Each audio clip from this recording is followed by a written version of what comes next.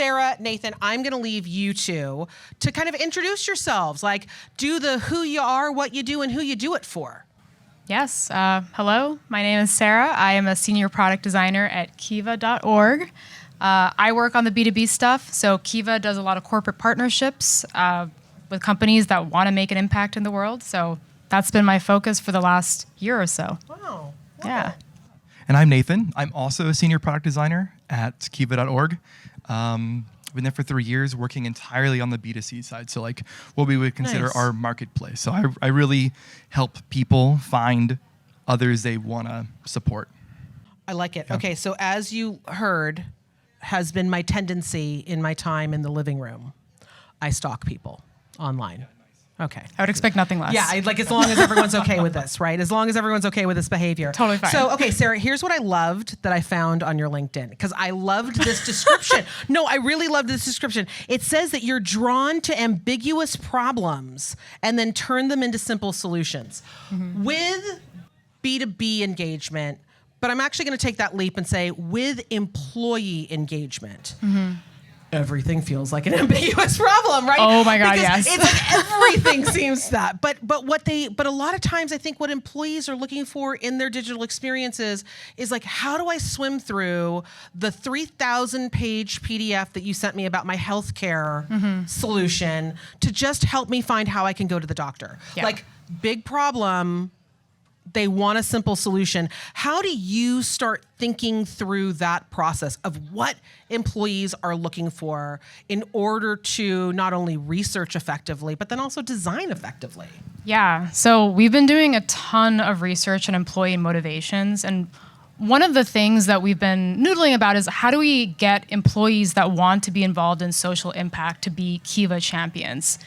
So initially we were like, oh, maybe there's sort of like this intrinsic motivation, like I'm involved in charitable giving outside of work and I just want to be involved at work. But we realized that at work as an employee, you want to be recognized by your manager. Right. You want to build a community. You want work stuff. Yeah, like you want work stuff. Yeah. So like when we boil it down to like, these are the things that you want at work and we can combine it with social impact, that has been where the sweet spot is in terms of product design. I love that. And then Nathan, don't think you got off the hook.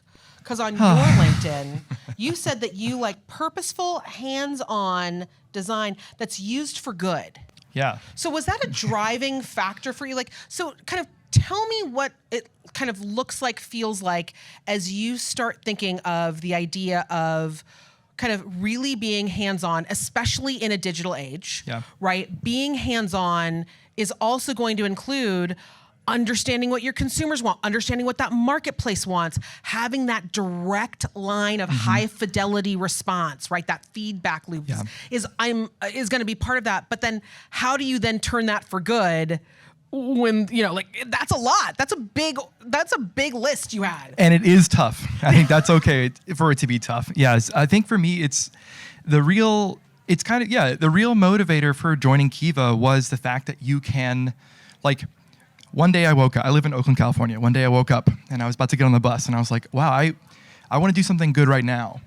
And I'm about to get on the bus and I'm going to go to work and I'm not sure how much good I can do there. So where could I go work where I could do some good?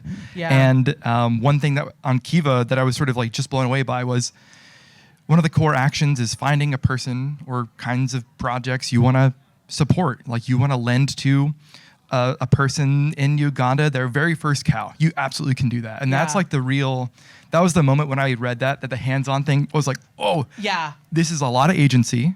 Sometimes it's overwhelming, which is a big problem, I think similar to the B2B space, but thinking about being hands-on even at work was a big change for me. Yeah. So is a large part of and this is what I'm hearing from the both of you, is a large part of what you are doing in your roles in design actually helping connect the dots more than driving to, say, a transaction?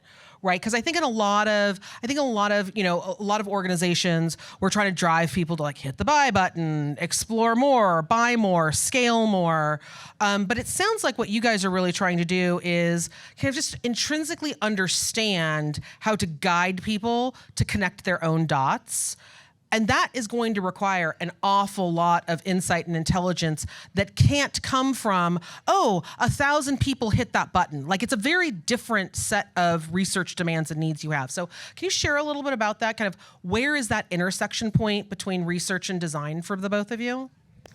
I would say it's a little bit of both. Like, at the end of the day, like, we do want people to choose a borrower to lend to, because that is how that person can make an impact in the world. So, but unlike, I guess, maybe like a typical checkout flow, like, it's not about just people blindly buying something. Like, we want them to have an emotional connection with the person that they are choosing to support. We want them to understand the implications of choosing this borrower over another borrower. And we want them to understand a little bit more about, hey, you know, like, you're helping this person in the Philippines. Like, this is what that impact outcome might be down the road. Yeah, and I want to sort of extend that a little bit.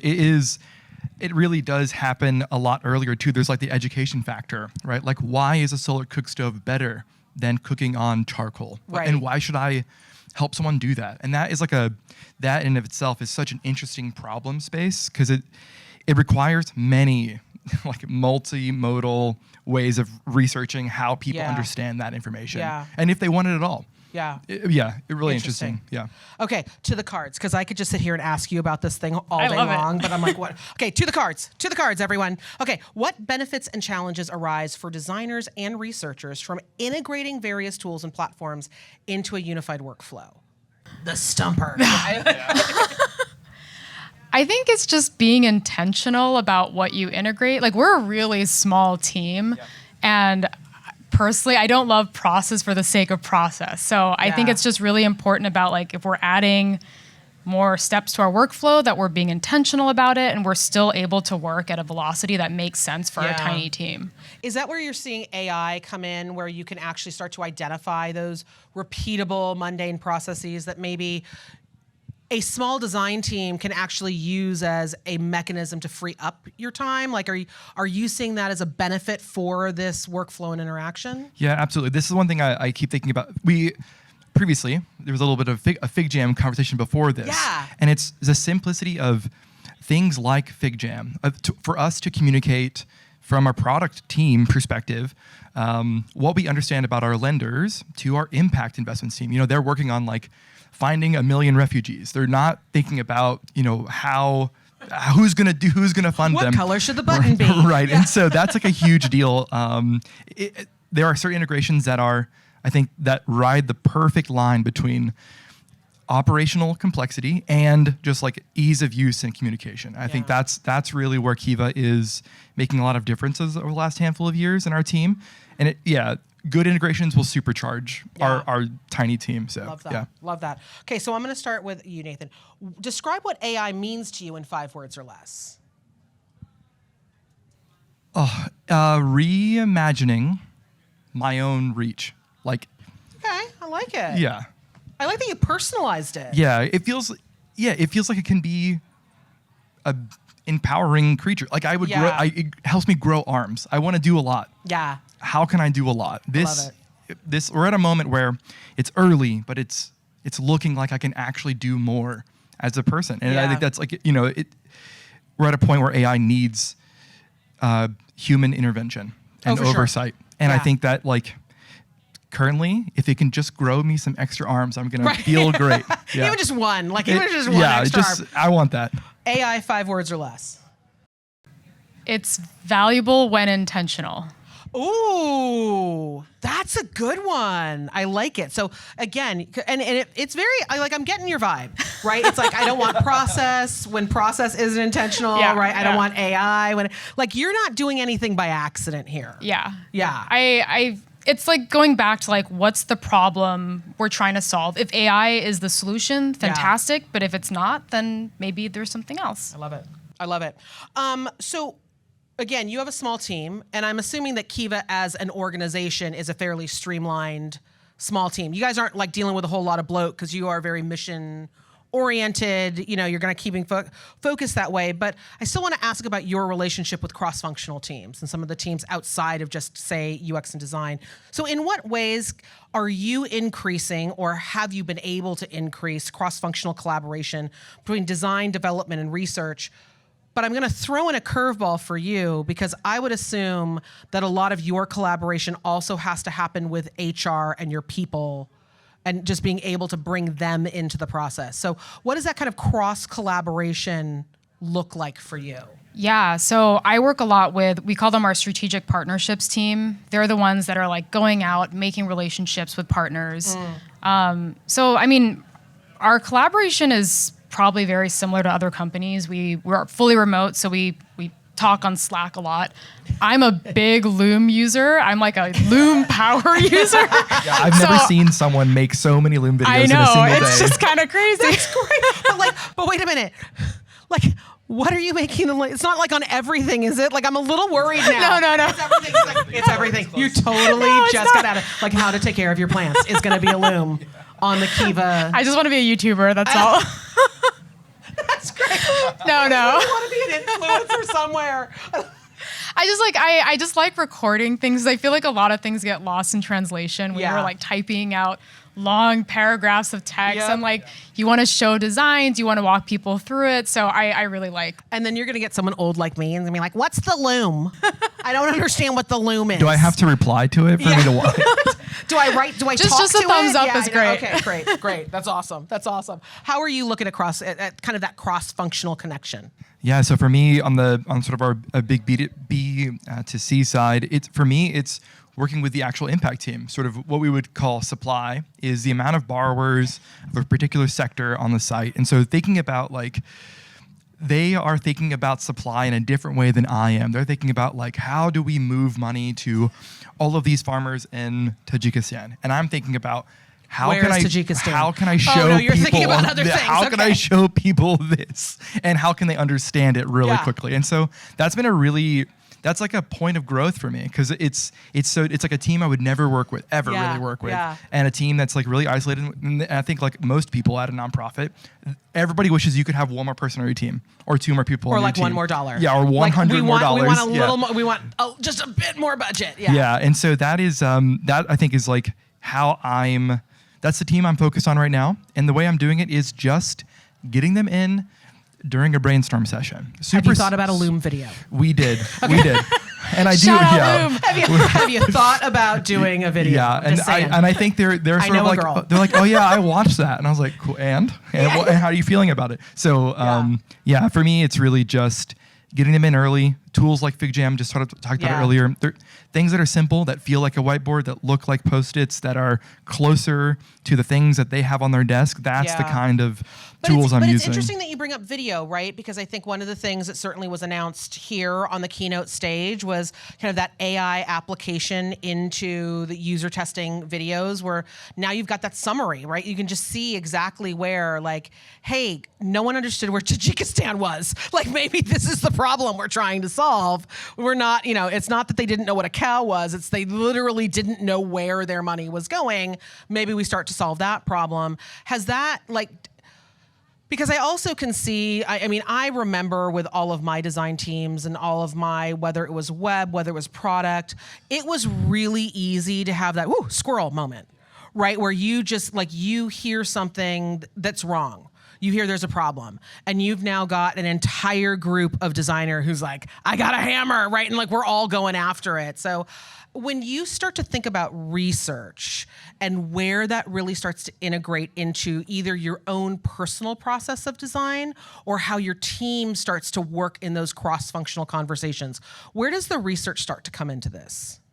Yeah, it's happening right now. We're working on a sort of we're trying out a new product stream. And so this is, I think, where we're super lucky to have a dedicated user researcher on our tiny team. Nice. We're super powered by Meg. She's awesome. Meg's going to get more assignments. It's what we do in the living room. Meg, I'm sorry. Sorry, Meg. Yeah, and so having the research start, way early, but also continue into the decision-making process. This is where helping the impact investments team really shines. Find out what people are supporting and say, hey, you chose 1 million refugees. You chose 500,000 refugees. We think it could be 1 million. Yeah, go get it. Don't be a slacker. Take 1 million refugees. Yeah, and so that's something I believe that too. Yeah, we just had that conversation yesterday. Yeah, but you're getting her involved. Come on, Meg. We're getting all the way in the beginning of the story. We need 10 megs. You're getting but you're getting her involved in the beginning, because I think that tends to be a problem that a lot of people don't realize is kind of the easily solvable piece of this, right? It's like, don't ask your research team to be the ones who prove what you've already done. Actually get them involved, ask those questions, get those panels, get those videos rolling at the moment of concept, of the moment of should we even do this? And you're seeing huge value in that. Oh yeah. It's been amazing. And we have like a moral imperative to use our dollars wisely. Yeah. You start early, you can million end something refugees, early. dang it. Yeah, let's go. I got this. I love it. Okay, last question I've got for each of you. If you each had a magic wand, it doesn't have to be the same magic wand. They can be totally different. Okay, we got those details down. Which part of the UX research process, other than making more megs, we can't make more megs. No. Okay, you're like, dang it, you took my answer. Okay, if you had a magic wand, which part of the UX research process would you automate first and why? For me, it'd be recruitment. So we've been talking to a lot of CSR professionals, corporate social responsibility. Yep. It's a very nuanced role. Yes. And it'd be really cool if like that recruitment participation would be automated somehow, the outreach, finding time, like, I don't know. And like maybe extending that a little bit, like looking into their background. Like, it's not just like I'm a CSR professional, but like these are the types of projects I work with. Like that would be really cool. Right. Awesome. Love it. For me, it is sort of selfishly, it's the synthesis portion. Like, it's how can I, like, here's all these, here's a Hotjar survey we ran. Here's a handful of annual lender surveys. Here's your user interviews. Can we correlate all of it? Can you figure this out for me so I don't have to watch all these things? Like, can you spit something out that I can run an A/B test on tomorrow? Yeah. That's what I want really bad. I love it. I love it. Well, thank you guys. Thank you. Yeah, thank you for being here. I love the conversation, and now I feel like really like I need to go find 1 million refugees to help. You can do it. Kiva.org. We found them for you. So yeah, you found the 1 million refugees. I just need to hand over my card number, right? It's easy as that. I love it. Thanks, everyone. Nice. Thanks, y'all. Thank you.